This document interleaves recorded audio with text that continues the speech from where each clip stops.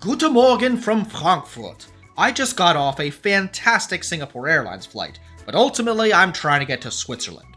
While I could have flown, Frankfurt is great in that there's a high-speed train station right at the airport, and Lufthansa even sells rail and fly combination tickets.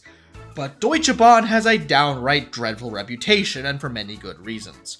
Following decades of underinvestment and political preference for automobiles, the legendary German punctuality hardly applies to their trains anymore. And perhaps no train represents these challenges more than the ICE4. Normally, we think that trains get faster over time, but the ICE4 is slower than the ICE3. It is less comfortable as well. It's designed to cram in as many seats as possible, resulting in many window seats not even aligning with the windows. It's a budget train, meant to operate on slower sections of track and carry passengers efficiently. But is it as bad as the detractors would have you believe? Let's find out on this trip in first class from Frankfurt Flughafen to Basel. My fun adventure with Deutsche Bahn began long before I even landed in Germany. I booked a first-class ticket from Frankfurt Airport all the way to Luzern in Switzerland, changing from a Deutsche Bahn train to an SBB train in Basel. As a fan of Jet Lag the Game, I was well aware of the risks of getting Deutsche Bahn. But I got Deutsche Bahn before I even landed. 2 weeks before my trip, I received an email that my journey had been cancelled because of a schedule change. Not my train, my journey. And I genuinely had no idea what it meant.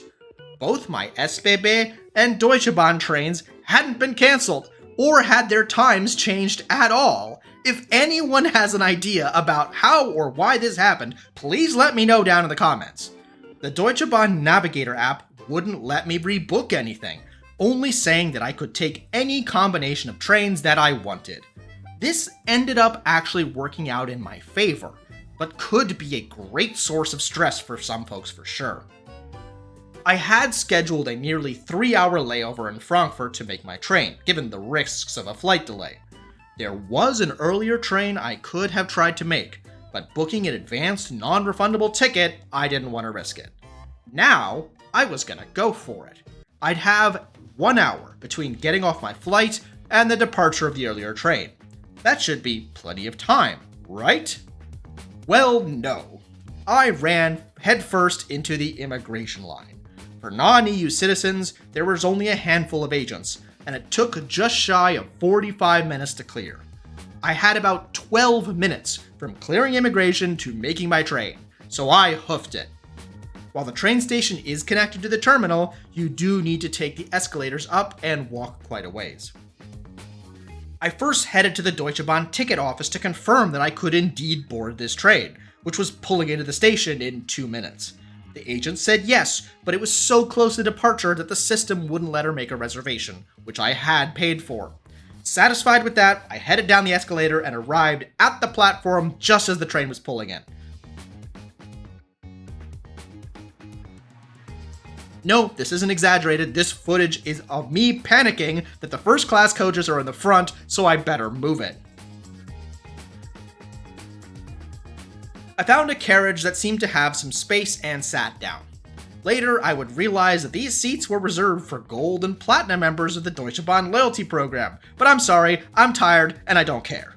If I'd had the reserved seat that I'd paid for, I would have happily sat there. First class is in a 1-2 configuration, and I grabbed one of the solo front-facing seats. These seats are pretty stiff and look pretty cheap. But honestly, they were okay. The head pillow is very plush and comfortable. I do wish I got one with a whole window though, not this just piece of one.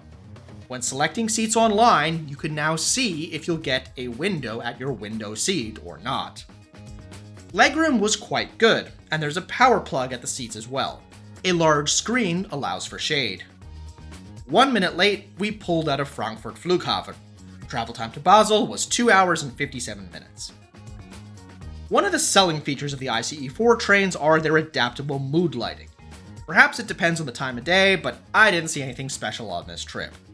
There's Wi-Fi and an entertainment portal on the train, and the speed was quite usable. There's also food on board, primarily in the dining car. But another perk of first class is that you can order your meal at your seat and have it delivered, similar to the ÖBB Railjet. To nitpick, even the LNER Azuma had food delivery and drinks to economy seats. I was still quite stuffed, but I went to order a beer. I seemed to have trouble doing so on the English version of the portal, but was able to order it using the German portal. I paid for it by card when the attendant arrived. Yes, I know I ordered an Italian beer while in Germany, but it was just what I needed.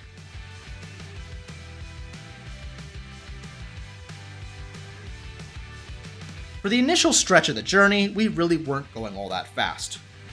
The first station stop was in Mannheim. After Mannheim, the speed really could pick up, but we're well below the international standard of 300 km per hour high-speed rail.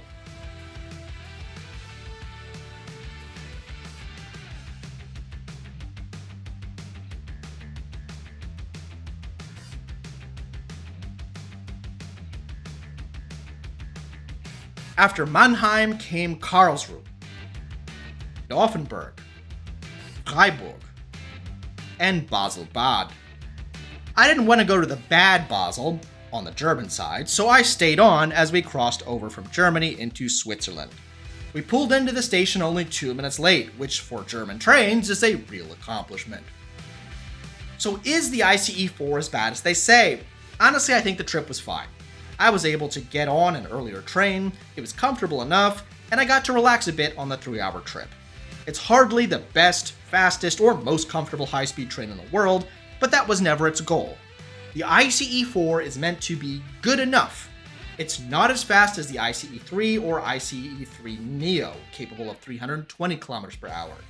Yes, they clearly cheaped out on the comfort as well. But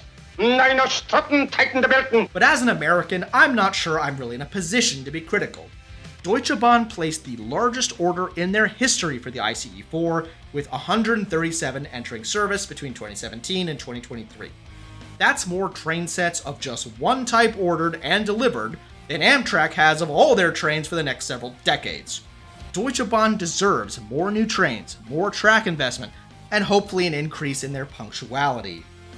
They have a customer base who wants to take the train, both for convenience and for the climate, and the ICE4 is a way of getting there, just perhaps not as flashy as other nations' high-speed train networks.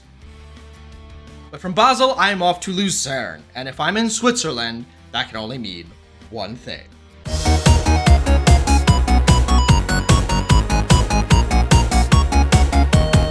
So I'll see you next time as I cross the Alps, not once, but twice on SBB on the same day to see if it's better to go under or over.